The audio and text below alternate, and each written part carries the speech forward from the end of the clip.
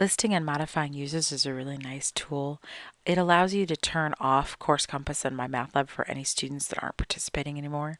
You click List All and click List All. I don't have any students here because this is an empty course, but there'd be a whole list here of all your students, and you can click on a button and set them into inactive. So if a student's queued out of the course, or they've dropped the course or whatever, you don't have to have them hanging around in MyMathLab forever. You can turn it off. And once you turn it off, then they can't get into MyMathLab or CourseCompass at all. So just keep that in mind. I'm saying okay because there's nobody here. Back to the control panel.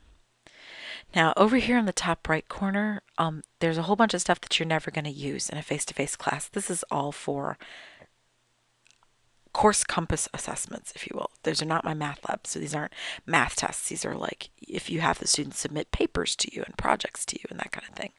So most of it you're never going to use at all. I do use the course statistics one a little bit because I can get a read of when my students logged in and logged out of CourseCompass, how much time they're spending in CourseCompass, their usage and all that. That's the only portion of it I ever use. So I can tell when students are clocking in, clocking out, etc. All right, then there's these links right here, which are for MyMathLab. If you click on any one of them, they take you over to the setup for MyMathLab. Like this sets up the gradebook, right? So that same gradebook you were seeing as a student, this is how it gets set up. The study plan manager sets up the study plan, right? Now you don't have to go back to the control panel every time you want to change. You can see it right over here. Settings, right there. Home page manager, right there. Homework and test manager, and so on. So that's what these buttons are in the control panel. Now, how to work through all of this stuff and how to make all these work, now that is in a whole nother set of tutorials that I've already made, which are the MyMathLab in-depth ones. They're very involved. MyMathLab in-depth, there's one of them. There's 18 of them. They're really, really heavy. I am going to make another set of tutorials in my abundant amounts of free time that's going to be much more short and sweet, getting to the heart of what you need. So, but if you really want an involved and in-depth discussion of MyMathLab, there's those ones. So notice, by the way, I separated these CourseCompass ones are the ones I'm working on right now, which are dealing with CourseCompass. And then I made 18 videos for dealing with this section, which is MyMathLab. MyMathLab's inside CourseCompass, so it's nested inside of it. All right, last but not least, there's all the help. Okay, so if you want help, there are lots of ways to get it. There's all this help and support button up here, this support button here, this support button here. Let me just show you where one of these leads to. Click support. And it leads to this, which is a very, well, if you've ever done any computer programming, let me just tell you, this is the way all computer programmers set up all of their help systems for every computer program I've ever worked with.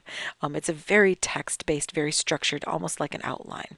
It's a little bit difficult to search through. I mean, you can find anything you want. Here's MyMathLab Help. Notice it's in that folder. And then this is CourseCompass Help right there. Okay, so MyMathLab Help, CourseCompass Help. You can search down here. There's a search, right? But none of it's going to get you to a real, actual person on the other end who can solve your particular problem. So if you want that, there's two ways to get there. Let me go back to, let me go back to the control panel. Let me get out of here. Back, back, back. That's the other problem. If you click that one, it doesn't open up a new window. So it just takes you back through all these windows. It's terrible. That's the support one. Don't ever click on that one. The CourseCompass Instructor Help, same thing, but it's in its own window. What you really want is this guy right here, Instructor Help. This is the one I found. Oh, nope, that's not the one you want either. That's this one, which is this text page, which has basically all the different helps available to you in a big long list. What you really want is, if you go to CourseCompass, let me click on CourseCompass, anywhere in there. Then over here, there's the support and help. I think it's the support one. Aha, I think this is it. Ah, there it is. There, you can get live chatting, see, 24/7 chatting. You can call them, or you can email them a question from their online thing. So this is where you go to get real people help. All right, that's the end of these videos. I've got to show you one more thing, and I'll be back for that.